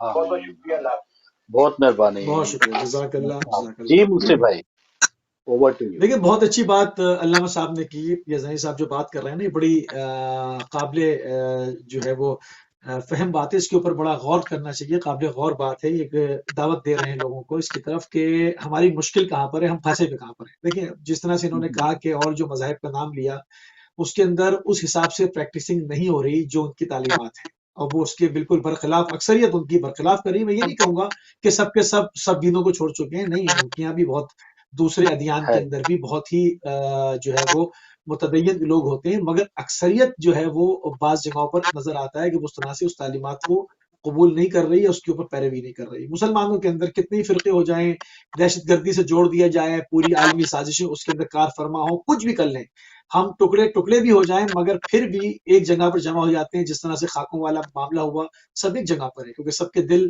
دھڑک رہے ہیں. قرآن ہمارا ایک ہے، رسول ہمارا ایک ہے، ہماری جو ہے نا وہ جو بنیادی عقائد ہیں وہ سب کے ایک ہے. تو وہاں پر معلوم نہیں ہوتا اس میں شیعہ کون ہے، سنی کون ہے، دیوبندی کون ہے، فلاں کون ہے، فلاں کون ہے، وہاں پہ جمع ہو جاتے ہیں. اور اگر ان کو ان فرقوں میں بھی دیکھا جائے اور اس میں بھی جھانکا جائے تو پوری پابندی کے ساتھ سب کی مساجدیں آباد ہیں، سب کی تسبیح و تحلیل ہو رہی ہے، سب کی عبادتیں ہو رہی ہیں. ماہ مبارک رمضان آپ کے سامنے ہوتا ہے، ماہ محرم آپ کے سامنے ہوتا ہے. ہر انسان اپنے حساب سے اپنا حصہ اپنے جو ہے وہ عقائد کے حساب سے ڈالنا ہوتا ہے. یعنی کہ اسلام میں اگر دیکھا جائے تو دوسرے مذاہب کی بنسبت پریکٹسنگ لوگ زیادہ ہیں. ہماری مشکل کہاں پر ہے؟ اسی میں قبلہ سے بھی سوال کروں گا کہ ہم کہاں پر پھنسے ہوئے. ہم پھنسے ہوئے وہاں پر ہیں کہ جب سے ہم نے در اہل بیت چھوڑا ہے، ہم نے محمد علیہ السلام کا در چھوڑا ہے، وہاں سے ہماری سیاسی مشکلات نے جنم لیا ہے اور وہ آج تک جو ہے وہ حل ہونے میں نہیں آئی ہیں. ہم در بدر گھوم رہے ہیں. جس طرح سے ابھی میں نے بعض پوائنٹس کا ذکر کیا تھا اس سے پہلے اپنی گفتگو میں اور اپڈیٹس دی تھی کہ عالمی حالات میں معاملات کیا ہیں، تو میں نے قراباغ کا ذکر کیا تھا، قراباغ کا، آذربائیجان کا، کہ وہاں پر ترکی کا رول کیا ہے. ہماری مشکل یہ ہے کہ ہم مسلمانوں کی رہنمائی بھی چاہتے ہیں، ہم ان کا دل جو ہے وہ درد دل بانٹنا بھی چاہتے ہیں، ہم یہ نعرہ لگاتے بھی ہیں، مگر ہم در پردہ کیا کام کرتے ہیں؟ دہشت گردوں کو لا کر ایک جو سرحد محفوظ ہے ایران کی وہاں پر لا کر بٹھا دیتے ہیں کہ وہاں پر دو اسلامی ملک آپس میں لڑ جائیں اور خون بہے. تو یہ ہماری مشکل سیاسی مشکل ہے، اور اس کے لیے جو تعلیمات کا دروازہ تھا وہ اہل بیت علیہ السلام کا تھا، جو ہم سے خلیفہ کے بعد بند کر چکے ہیں. ہم نے غدیر کے بعد پلٹ کے اس طرف دیکھا نہیں. حالانکہ 1400 سال سے ایک ملت مسلسل آواز لگا رہی ہے، جس طرح سے ہر مظلوم کے لیے کون للظالم خصما وللمظلوم اونا کی آواز لگائی جاتی ہے. مولانا مومن کی وصیت قبلہ، اس کے اوپر بات کریں گے بہترین. تو آواز لگانے والے اپنی جگہ ہیں کہ میں کہوں کہ جی ہمیں ہے حکم ازاں تو ہم کر رہے ہیں، مگر سامنے والے کی بھی کان میں جو رینگنی چاہیے. تو یہ ہماری قبلہ تھوڑی سی اس کے اوپر مزید آپ روشنی ڈالیں کہ جو ہماری سیاسی مشکلات ہیں یہ کس طرح سے حل ہوں گی، کیوں کس طرح سے لوگوں کو اصل اہل بیت علیہ السلام کا پیغامات، ان کی تعلیمات بتائی جائیں کہ مسلمان عظمت رفتہ کی جانب واپس جو ہے وہ آن دا ٹریک ہوں، اس طرح سے متفرق ہو کر دشمن کے اہلکار نہ بنیں. کیا کہیں گے آپ؟ माशाल्लाह। गुजारिश ये है मुफ्ती साहब कि इंसान जो है ना वो फितरी तौर पे ज़्यादा माइल है मफादात की तरफ। मैं जो समझता हूँ वो ये है कि हर इंसान जो है ना वो मफादात की तरफ बहुत ज़्यादा माइल है, और चूंकि इंसान मफादात की तरफ माइल है, इब्तिदा से ही जो है ना तारीख़ इस्लाम की इब्तिदा से ही मफादात जो हैं वो आड़े आए हैं, और मफादात की वजह से लोग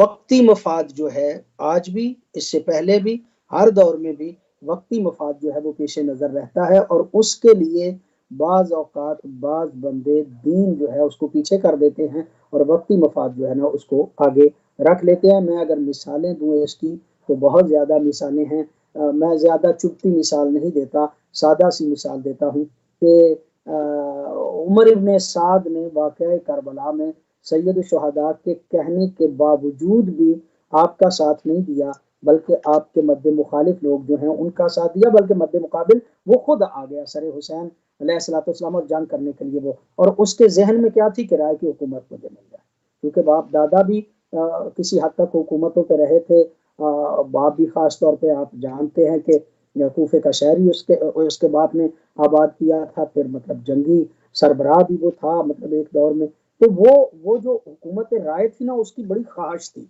और जब कोई मफाद पेश नज़र हो तो फिर बंदा नहीं देखता कि सामने हुसैन है या कौन है, मफादात जो है ना वो हम पे गालिब आ गए हैं, और वो उस दौर में भी थे, आज भी मौजूद हैं। उस दौर में भी मुत्तकी परहेजगार लोग मौजूद थे, आज भी मुत्तकी परहेजगार जो हैं वो मौजूद हैं। वकलीलुम मिन इबादिय शुकुर, कुरान हकीम के अल्फाज हैं कि मेरे शुक्र करने वाले बंदे जो हैं उनकी तादाद जो है वो कम रहती है, ज्यादा बंदे जो हैं मफादात की खातिर इधर उधर चले जाते हैं। अच्छा, इसमें थोड़ा सा जो मैं एक पॉइंट इसमें जो एक थोड़ा सा पॉइंट उठाना चाह रहा था क़िबला, वो निज़ाम इलाहिया की तरफ, कि हमारे पास निज़ाम इलाही मौजूद है। कुरान एग्रीकल्चर बुक नहीं है, कुरान किस्से कहानी की किताब नहीं है, कुरान जो है वो एक मंशूर हयात है, कुरान बाकायदा मसवद है, पूरा जिंदगी है, वो पूरा आइन है इंसान का, किस तरह से तुमने जिंदगी गुजारी, तुम्हें भेजा क्यों गया है, कहाँ थे, कहाँ हो और कहाँ जाना है, तीनों मरलों के ऊपर गुफ्तगू करता है वो। तो अब हमारे पास निज़ाम इलाहिया मौजूद है विलायत की सूरत में, किताबी सूरत में दस्तूर मौजूद है कुरान की सूरत में। इस तरफ मुसलमान नहीं जाता, वो उसके दिमाग में बिठा दिया गया है कि तलवार उठाओ और दूसरे को गारत करो, कहो इस्लाम नाफिज हो गया। इस्लाम हकीकतन क्या है, इस्लाम किस मारिफत का नाम है, इस्लाम किस तालीमात का नाम है, उस विलायत के दरवाजे पे जब तक नहीं जाएंगे वो मंबा खुलेगा नहीं, और आयात की तफसीर भी नहीं होगी, आयात की भी तफसीर नहीं होगी। इस पर थोड़ी सी गुफ्तगू कर दें तो मामला और खुल जाएगा। मैं महसूस कर रहा हूँ जिस तरफ आप जाना चाह रहे हैं। मैं अर्ज करूं कि इंसान चूंकि हमेशा से ज्यादा गुनाह की तरफ माइल है, इंसान गलतियों की तरफ ज्यादा माइल है। हजरत आदम से लेके पैगंबर और पैगंबर से लेके इमाम ज़माना तक, और फिर जितने औलिया अल्लाह, उलमा, बुजुर्गान, सालिहीन, इन सब का हदफ और मकसद ये है कि वो जो इंसान गलतियां करता है, वो जो गुनाह करता है, उनको समझाए, और इसी के लिए वो निज़ाम जो है वो कायम किया गया। जिस निज़ाम की आप बात करते हैं उस निज़ाम से लोग हट भी गए हैं तो मफादात की खातिर हट गए, उस निज़ाम की तरफ वापस पलटेंगे। इसी को मैं अमर बिल मारूफ और नही अनिल मुनकर कह रहा हूँ। मैं ये कहना चाह रहा हूँ कि अमर बिल मारूफ और नही अनिल मुनकर का मतलब ये है कि वो हकीकत, अच्छा बैसियत मुसलमान जब हम बात करेंगे, चूंकि मैं थोड़ा सा आज के इस प्रोग्राम में थोड़ा सा वुसअत जो है वो कर गया, मैं पूरी दुनिया के हवाले से, तमाम मज़ाहिब के हवाले से, मोहसिन इंसानियत चूंकि हमारा मौजू था, तो मैं इसलिए कि पूरी इंसानियत की बात करूं इसलिए, वरना वो जो कुतब है, वो जो दिल है, वो जिसकी बुनियाद पे सारा कुछ है, वो जाहिर सी बात है कि पैगंबर गिरामी हैं, या जिनको पैगंबर गिरामी ने ऐलान फरमाया था वो ही है। उनके दरवाजे पे आएंगे तो वो अपने किरदार से इस बात को साबित करेंगे कि असली दीन क्या है। वो बातों से साबित नहीं करेंगे, वो कुर्बानी से साबित करेंगे, वो अपने खून से साबित करेंगे, वो अपने बच्चों को कुर्बान करके साबित करेंगे। उनका तरीका कार जो है वो जरा मुख्तलिफ अंदाज हो जाएगा, वो एक मुश्किल राह है। मैं समझता हूं कि حسینیت اور مطلب یہ آل محمد کا راستہ جو ہے یہ پھولوں کی سیج نہیں ہے، یہ کانٹوں کی مالا ہے. اس کو جب بندہ ڈال لیتا ہے تو پھر مشکلات ہی مشکلات سامنے آتی ہیں، اور بندہ عموماً مشکلات پسند نہیں ہے، بندہ عموماً سہولت پسند ہے. چونکہ بندے جو ہیں وہ سہولت پسند ہیں، لہٰذا آل محمد کو بندہ ایک مانتا ہے. وہ تو کہتے ہیں کہ جناب اگر حرام ہے تو اس کو چھوڑو، حرام سامنے آ گیا کتنا بھی کیوں نہیں، بھوکے رہ لو حرام نہیں کھاؤ. وہ تو مطلب جو تعلیمات، اچھا چونکہ بندہ جو ہے وہ سہولت پسند ہے، وہ نہیں چاہتا کہ مشکلات میں پڑے، پھر وہ کوشش کرتا ہے کہ میں دیندار بھی رہوں اور دنیا دار بھی بن جاؤں. وہ دیندار اور دنیا داری دونوں طرف جب کرنا چاہتا ہے تو مشکلات میں پھنس جاتا ہے. یہ صحیح ہے کہ اگر حقیقی جو معیار زندگی تھے ان کی طرف اگر کائنات پلٹ آتی تو اس طرح مسائل نہ ہوتے، لیکن عملی طور پہ ایسا ہے کہ لوگ جو ہیں وہ اس راہ پہ چلنا اپنے لیے ذرا مشکل سمجھتے ہیں، لہذا ادھر ادھر چکر لگا کے وہ چاہتے ہیں دیندار بھی رہیں اور دنیا داری جو ہے وہ بھی حاصل کریں، اور یہ کام ذرا مشکل کام ہے. ماشاءاللہ ماشاءاللہ. ناظرین ابھی ہیں ہمارے پاس 15 منٹ، اور علامہ صاحب اسی سے تھوڑا دنیا داری کا جو کانسیپٹ جو آپ بتا رہے ہیں یقیناً اس انداز سے ممنوع ہے کہ بالکل ہی دنیا میں کھو جانا یا بائی ہک اور کروک جو بھی ہے آپ نے مال جمع کرنا، لیکن دین اسلام میں جو دنیا داری ہے اس کی کیا حدود و قیود ہیں؟ دین اسلام میں رہ کے بھی ہم یہ سب جو اپنے معاملات ہیں، ایون سیاست ہے، کاروبار ہے، رہن سہن ہے، اس میں دنیا داری دین کے ہمیں کیا تعلیمات؟ جی میں عرض کروں، ایک پہلے تو ایک چھوٹا سا واقعہ عرض کروں کہ بہلول ایک دانا شخصیت تھے، بہت مذہب اہل بیت میں مولا موسیٰ کاظم علیہ الصلوۃ والسلام کے شاگردوں میں سے تھے. ان کے بارے میں ایک واقعہ میں نے سن رکھا ہے جس کو میں اکثر بیان بھی کرتا ہوں کہ وہ ایک نا ان کی تبلیغ کا اپنا ایک انداز تھا. وہ ایک بڑا سا شتیر ایک دن چوک میں لے کے آ گئے، کبھی ادھر سے اٹھاتے ہیں پھر پھینک دیتے ہیں، پھر ادھر سے اٹھاتے ہیں پھر پھینک دیتے ہیں، پھر ادھر سے اٹھاتے ہیں پھر پھینک دیتے ہیں، بار بار لوگ اکٹھے ہو گئے چاروں طرف. ایک بندے نے جرات کر کے کہا بہلول کیا پاگلوں والی حرکتیں کرتے ہو، کبھی ادھر سے اٹھاتے ہو پھر پھینک دیتے ہو، پھر ادھر سے اٹھاتے ہو پھر پھینک دیتے ہو. فرمانے لگے نہیں، پاگلوں والی حرکتیں نہیں کر رہا، دین کو اٹھاتا ہوں تو دنیا گر جاتی ہے، دنیا کو اٹھاتا ہوں تو دین گر جاتا ہے. بالکل صحیح. تو میری کوشش یہ ہے کہ میں دونوں کو توازن رکھنا مشکل ہے. اب آپ کا مشکل ہے. اب رہا سوال آپ کا، تو مختصر تو اس کا جواب یہ ہے کہ دین اور دنیا ٹکرا جائے تو دین کو ترجیح دی جائے. مختصر تو جواب اس کا یہ ہے. دنیا حاصل کرو، حلال کے ذریعے سے کماؤ، حلال کے ذریعے سے کھاؤ، اچھا پہنو، اچھا لباس پہنو، اچھی سواری رکھو، اچھی سہولیات رکھو، لیکن وہ رکھو حلال کی، ناجائز کاروبار سے نہیں، جائز کاروبار سے. جو تمہیں اس دنیا کی انما الحیات قرآن حکیم کے آیات بھی ہیں اور معصومین علیہ الصلوۃ والسلام کے الفاظ بھی جو ہیں وہ موجود ہیں کہ زینت دنیا جو ہے وہ بھی انتہائی ضروری ہے. اگر کوئی بندہ زینت دنیا کرتا ہے تو کوئی حرج بھی نہیں ہے. مولا امام جعفر صادق علیہ الصلوۃ والسلام جو ہے وہ ایک دن نکلے اور بڑا خوبصورت لباس پہنا ہوا تھا. تو اس دور میں صوفی پیدا ہو گئے تھے جو مذہب کو نا سادگی سمجھتے تھے.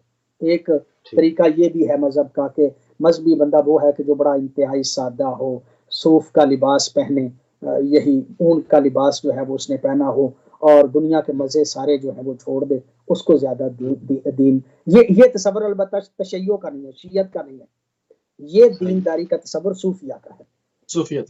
صوف پہننے والے، صوفی کو صوف پہننے والے سے کہا جاتا ہے، اون پہننے والے، موٹا کھدر کا لباس پہننے والے. دلائل انہوں نے بھی بنا رکھے ہیں، مجھے اس حوالے سے نہیں زیادہ تفصیل میں جانا. وہ ایک سفیان ثوری کے بارے میں کہا جاتا ہے کہ وہ سامنے سے آ گیا، وہ صوفی مکتب الفکر کا تعلق رکھتا تھا.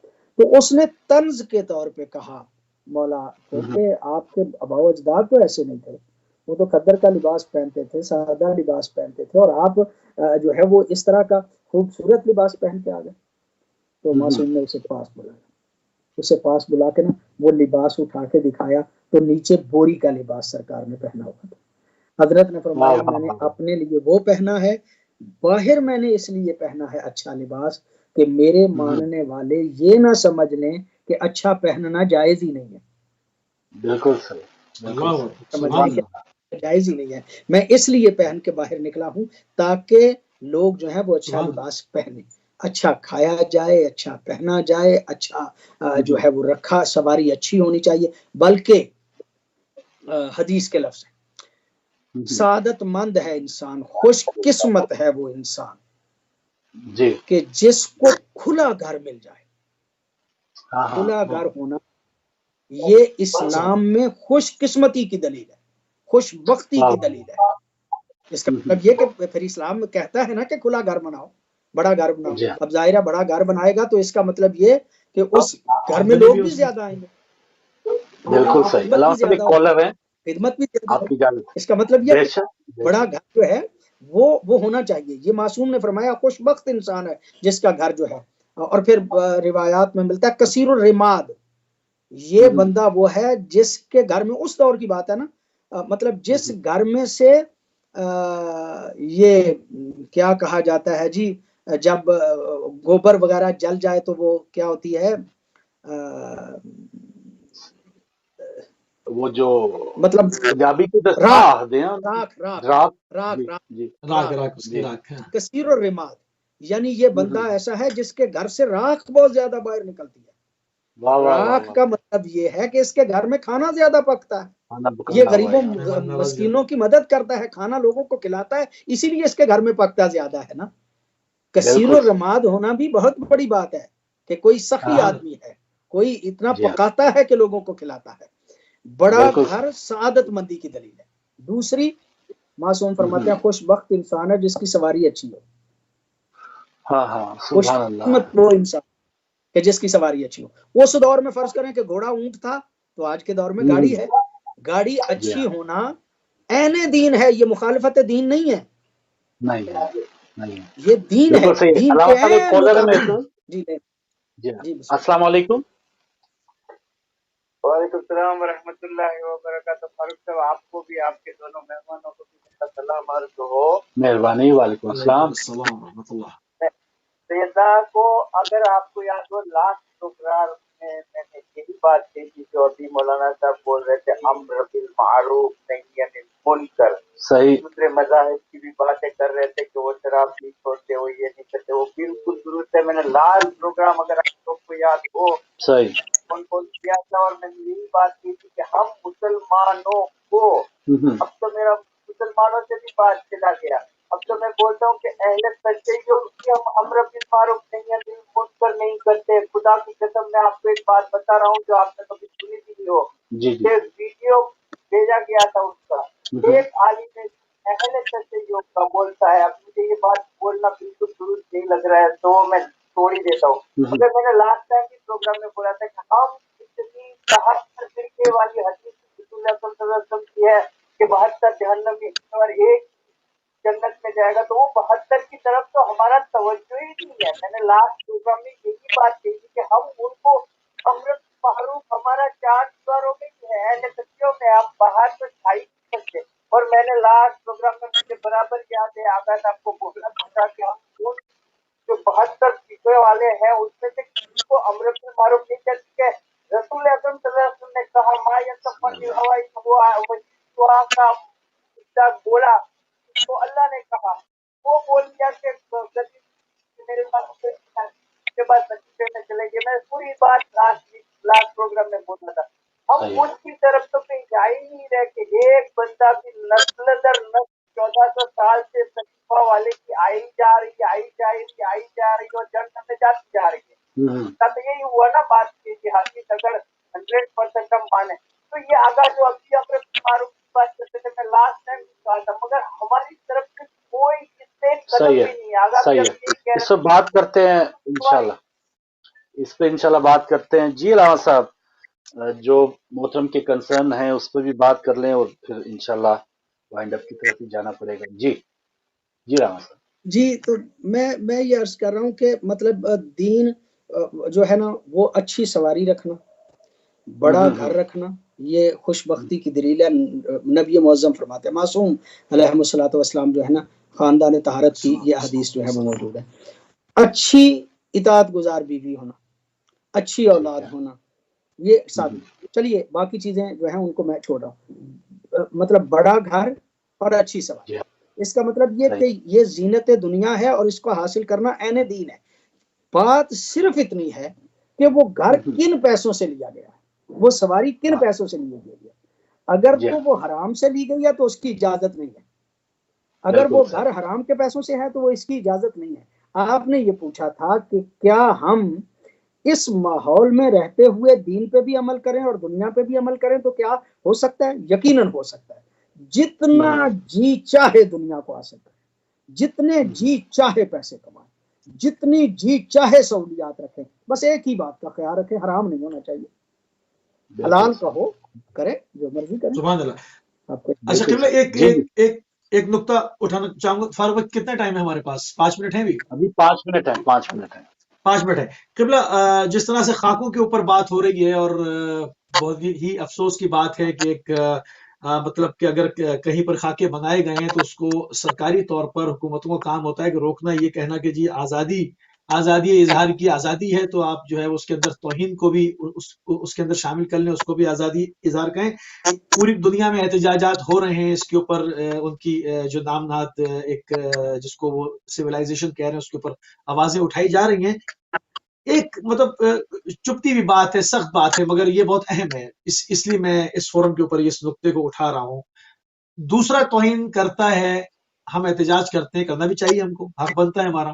کسی کو سویلائز معاشرے میں اختیار نہیں ہے کسی کی بھی مذاہب کی توہین کرنا.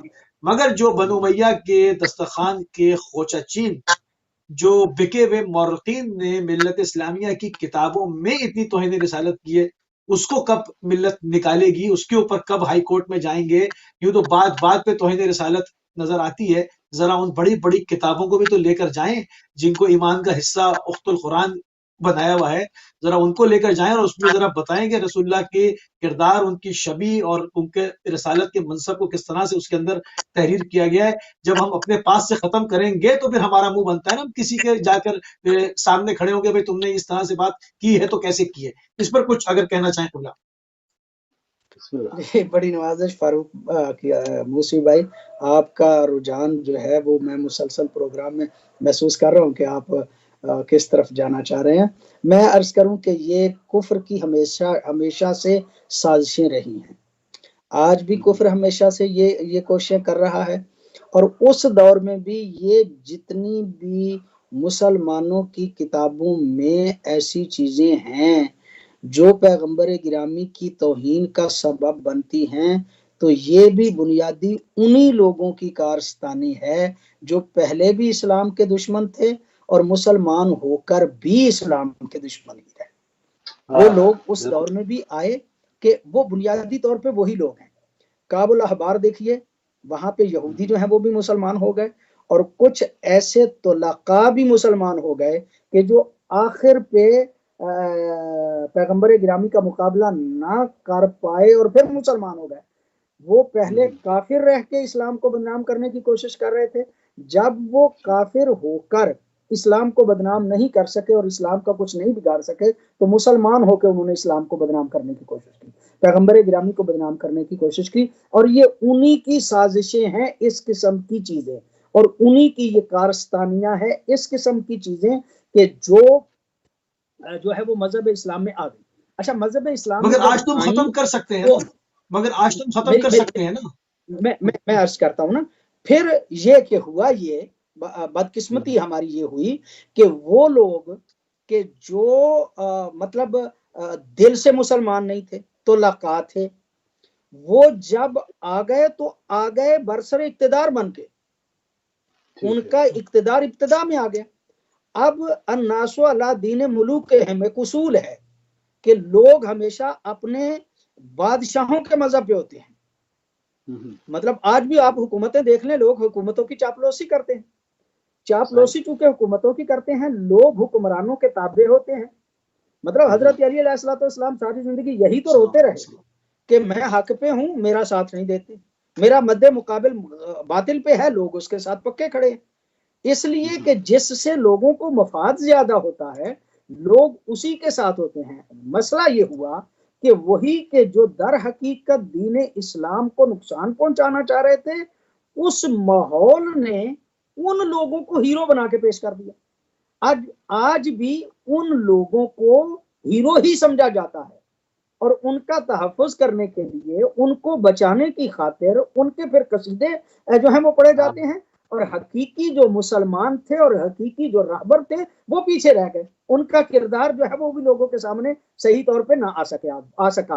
وہی لوگ کہ جو در حقیقت اصل میں، اب آپ کہتے ہیں نکلتے کیوں نہیں ہیں، وہ نکال کیوں نہیں دیتے، اب کیسے نکالیں، وہ تو ان کے ہیرو ہیں، اب تو معاشرے نے ان کو بطور ہیرو تسلیم کر لیا ہے، کیسے ان کو نکال دیں گے، ان کے فضائل کو اب کیسے تو نکال موسی دیں گے، بھائی ان کے میاں کردار کو صاحب کو کیسے نہیں نکال سکتے ہم، اب تو میاں صاحب کو نہیں نہیں نکال مگر سکتے۔ مگر بتا جی تو مطلب سکتے ہیں نا، ہم بار بار کہے جی جائیں گے نا کہ یہ اسلام نہیں ہے، یہ اسرائیلیات ہیں جو ہماری کتابوں میں عنوان اسلام داخل کی گئی ہیں، میں یہ تو کہے جائیں گے عرض نا۔ کر رہا ہوں مولوی وہ صاحب، تو ہم کہتے ہیں، لوگ کہتے ہیں، بیان کرتے ہیں، میں عرض کروں، بہت بڑی بات ہے، میں بس آخر پہ عرض کر رہا ہوں کہ جب حضرت ابو ہریرہ جو ہیں وہ معاویہ بن ابی سفیان کو مل کے واپس پلٹے تو آئے، جو ہے تاریخ میں موجود ہے، آئے کوفے میں ظاہر شیعوں کی تعداد جو ہے وہ زیادہ تھی، تو آ کے وہاں پہ تقریر کی، کہا کہ ایک حرم خدا ہے، ایک حرم رسول ہے، اور میں نے اپنی قبر میں جانا ہے، کسی اور کی قبر میں نہیں جانا، میں کسی کے لیے کیوں بات کروں گا، میں تو وہ کہنا چاہتا ہوں جو حق ہے۔ یہ ادھر سے مل کے آئے تھے، تو ادھر کا جو طریقہ تھا بندوں کو ساتھ میں لانے کا وہ بھی تاریخ گواہ ہے۔ اچھا، اس نے کہا کہ جو حرم خدا میں بدعتیں پیدا کرے وہ بھی بندہ اچھا نہیں ہے، اور جو حرم رسول میں بدعتیں پیدا کرے وہ بھی اچھا آدمی نہیں ہے۔ میں حقیقت بیان کرنا چاہتا ہوں تمہارے سامنے کہ علی مدینے میں بدعتیں پیدا کر رہا ہے، یہ روایت آج بھی موجود ہے، نکالے کوئی بات بیان کرنے والے حضرت ابو ہریرہ۔ میں یہ عرض کر وہی رہا ہوں کہ جن لوگوں نے یہ چیزیں بیان کی ہیں وہ ہیرو ہیں۔ بات کریں آپ، جب آپ بات کریں گے تو لوگ آپ کے مخالف ہو جائیں گے، یہ تو انہیں صحابہ کر رہا ہے۔ کیوں؟ اس لیے کہ ان لوگوں کو سمجھ یہ لیا گیا ہے کہ یہ ہمارے ہیرو ہیں، اور وہ حالات نے ہیرو بنا دیا ہے۔ الناس علی دین ملوکہم، لوگ اپنے بادشاہوں کے مذہب پہ ہیں آج بھی، مطلب وہی فاروق بھائی بات کر رہے تھے کہ جو نواز شریف کے ساتھ سنتے ہیں ان کی بات، ان کے خلاف کوئی نہیں سنتا، بالکل ٹھیک ہے۔ جو پھر عمران کے ساتھ یزدانی عمران صاحب، کی بات سنتے ہیں۔ انسان کو اپنا چہرہ یاد ہے، مگر وہ روز کنگھی کرنے کے لیے، منہ دھونے کے لیے اپنا چہرہ دیکھتا ہے، تو پھر ہم بھی روز آئینہ ہی دکھاتے رہیں گے۔ ماشاء اللہ ماشاء اللہ۔ جی ٹھیک اچھا ہے، علامہ صاحب دکھاتے رہیں گے، ٹائم آپ ختم دکھاتے ہو رہا رہیں، ہے۔ ہو سکتا ہے کسی ایک کی اصلاح ہو جائے۔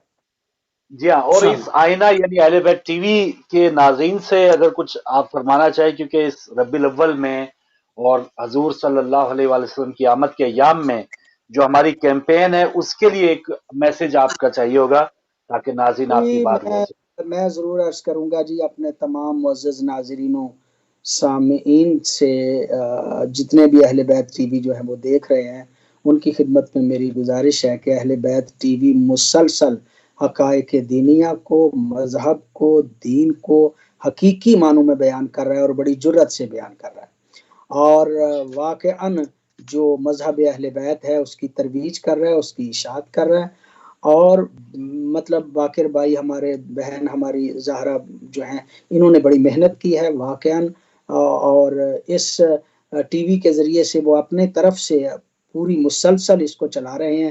میں سمجھتا ہوں کہ مومنین کو تعاون کرنا چاہیے تاکہ یہ سلسلہ اہل بیت ٹی وی کے ذریعے سے مذہب کی اشاعت کا جو ہے وہ جاری رہے، اور جاری و ساری رہے، انشاءاللہ جاری و ساری رہے گا۔ لیکن اگر لوگ تعاون کریں گے تو یقیناً یہ ان کی آخرت کے لیے بھی بہتر ہوگا۔ ویسے بھی یہ ہے کہ سارے مطلب بندوں کو فاستبقوا الی الخیرات، بندوں کو چاہیے کہ اچھائی کی طرف جو ہے وہ آگے بڑھیں۔ میری تمام اہل بیت ٹی وی دیکھنے والوں سے درخواست ہے وہ مہربانی فرمائیں، ان کمپینوں میں حصہ لیں، اور حصہ لے کر اہل بیت ٹی وی کی مدد کریں۔ اس طرح سے ترویج آل محمد ہوگی، مذہب کی ترویج ہوگی، اور میں سمجھتا ہوں یہ بہترین طریقہ ہے۔ اللہ رب العزت سب کی توفیقات خیر میں اضافہ فرمائے۔ الہی آمین، الہی آمین۔ جزاک اللہ علامہ صاحب، بہت شکریہ جناب علامہ محمد اصغر یزدانی صاحب۔ موسی بھائی آپ کا بہت شکریہ، انشاءاللہ کل آپ جزاک اللہ۔ 4، 4:15 بجے اپنا پروگرام لا رہے ہیں، 4 اور علامہ صاحب میرے ساتھ जो 5:15 बजे इवनिंगार होगा खसूसी जश्न का, उसमें अल्लामा साहब रहनुमाई फरमाएंगे।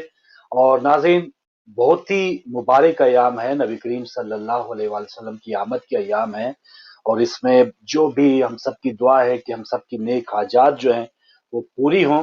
लेकिन दुआएं जो हमारी बाज़ औक़ात बल्कि बहुत दफ़ा जब मुस्तजाब नहीं होती और कहीं ना कहीं मुअल्लक रहती हैं, तो उसकी बहुत सी वजूहात, बल्कि यकीनन हम खुद ही उसकी वजूहात होते हैं कि कहीं ना कहीं हम उस दुआ को बहुत आलूदा कर देते हैं अपने गुनाहों से, बहुत इस किस्म की दुनियादारी के हवाले से जो अल्लामा साहब ने बात की है।